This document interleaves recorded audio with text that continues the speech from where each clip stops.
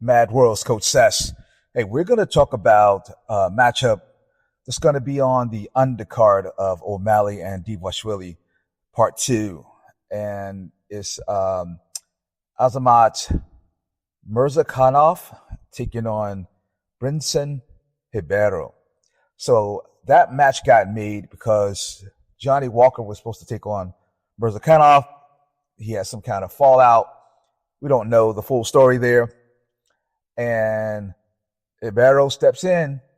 And so I did some looking at the stats, and I was like, uh-oh. I think Ribeiro might have bitten off more than he could chew.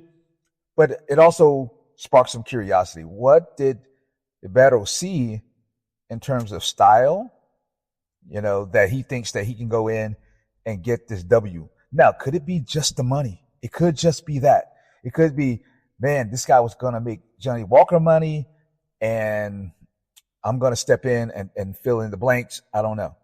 And I got to looking at, the overall size. So Murzakanov, I don't remember. I may have watched him once, but I didn't realize, he's not a tall guy. He's like 5'10", 5'11". And when you think about being in the 205 weight class and how tall a lot of these guys are, they're 6 feet, 1, 2, 3, 4, almost on a regular basis. And so their frames are more stretched out. They have the leverage. They have the reach. Now, I'll admit, a lot of times they don't always have the same type of reflexes as a John Jones or the technical skill of a Gustafsson, but they're still pretty much big guys, and some of these guys are ex-heavyweights who've come down. Murzakanov has a frame for this division. He is 14-0.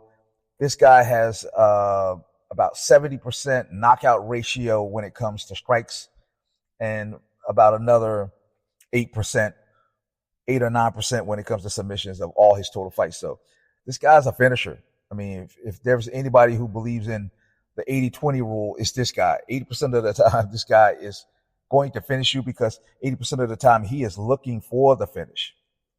And the thing that comes to mind when you watch him is old Pride fighter Volchanskin, Igor Volchanskin.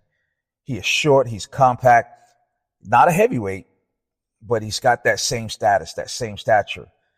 And the way he loads up his punches. Now, here's the funny thing is, like, sometimes when you see guys loading up this way, a lot of times you expect them to miss. This guy has pretty decent landing accuracy. So I want to take a look at, some things that you can just basically find anywhere. And, significant strikes landed per minute, 4.72. That's really good. Striking accuracy above the 50% mark is at 56%. And he keeps his volume relatively high. So he is going to try to take your guy's head off, And the one thing that I saw in his fights when I was watching him is that he has an incredible fast step. He's got like this boxing style. He bounces in and out. But that first step that he takes is incredibly fast for a guy his size. And when it comes to his overall style, you don't see a lot of striking from the legs. You don't see a lot of kicks. You don't see a lot of leg attacks. But I've seen him work the pads. I've seen him work the mids. Even seen a few times in fights where he's landed a kick. He can get it up there. And so I wouldn't take that for granted. I wouldn't just put that in the back of my mind if I was a battle in terms of being something that you can take advantage of. I think sometimes when you have these guys who they hold back in a certain area, they can just throw with full commitment because they're not overly exhausted from throwing a lot of kicks. He is southpaw, and the good thing about Ribeiro's style is that he's fought quite a few southpaws. He's fought quite a few southpaws. And so he's seen that look over and over. And when it comes to the grappling aspect, Murzakanov does train out of K Dojo. So he's going to be ready in that aspect, even though we really haven't seen it so far in the UFC where he has had to grapple. He has been taken down at least once, I do remember, but he jumped right back to his feet and didn't stay down very long. But the other thing that stands out about Murzakanov definitely is the late power. So looking at his fights before the UFC, he didn't go to the third round a lot. All right. But as soon as he got to the UFC, he's you see him in the third round, but you also see him able to knock out people in the second and the third round. I think the one fight that he had that went the distance so far in the UFC was Dustin Jacoby. And even then, I think he knocked him down and hurt him. He knocked him down at least in the first, I do believe, and he hurt him in the third.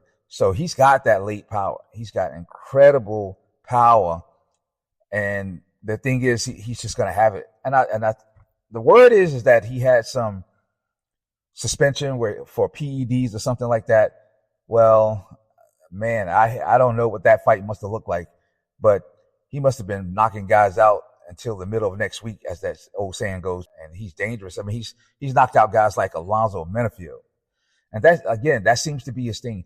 He's going for the knockout, and he spends a lot of time going for the head. That's the I watched all of his UFC fights and his contender fight. That seems to be the primary target, that he's going to chase the head. I didn't see a lot of body strikes. I didn't see a lot of leg kicks. Now, when it comes to Ribeiro, where he's going to be in trouble, is that he tends to throw 1 or 2 shots at a time, and they're not necessarily always big shots. He's 2-2 in the UFC, and I think he just got like his first win like not too long ago, and he's on a 2-fight win streak in the UFC. Let me see. He had his first decision win back in 2024, and then this past March he had a submission by Kimura.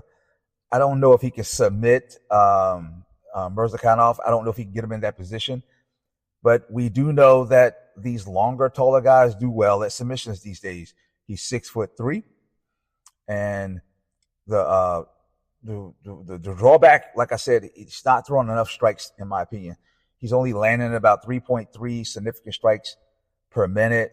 And when it comes to, getting hit, yeah, he may not be getting hit a lot, but the problem is that Murzakanov only needs one.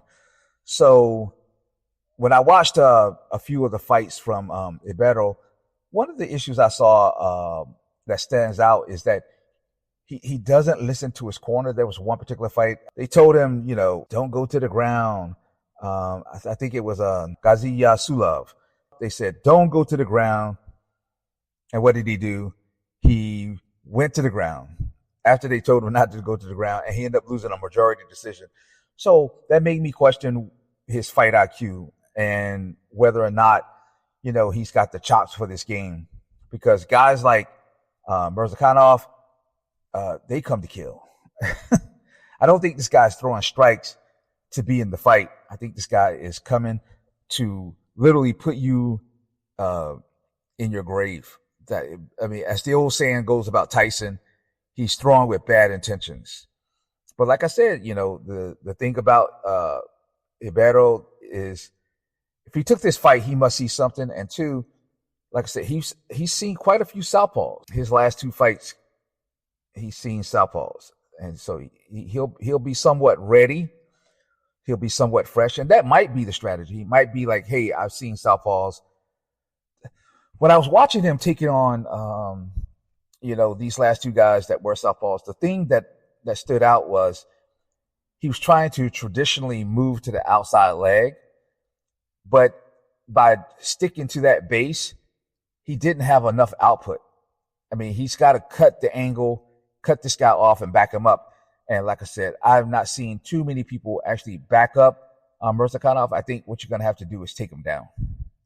So that's going to be an interesting fight come June 7th. So within 3 weeks, we're going to see that fight. And like I said, that fight now has been moved to the opening fight of the night, and way to start the night off with that fight. All right, I am Coach Sess, and you've had words with the Mad Coach.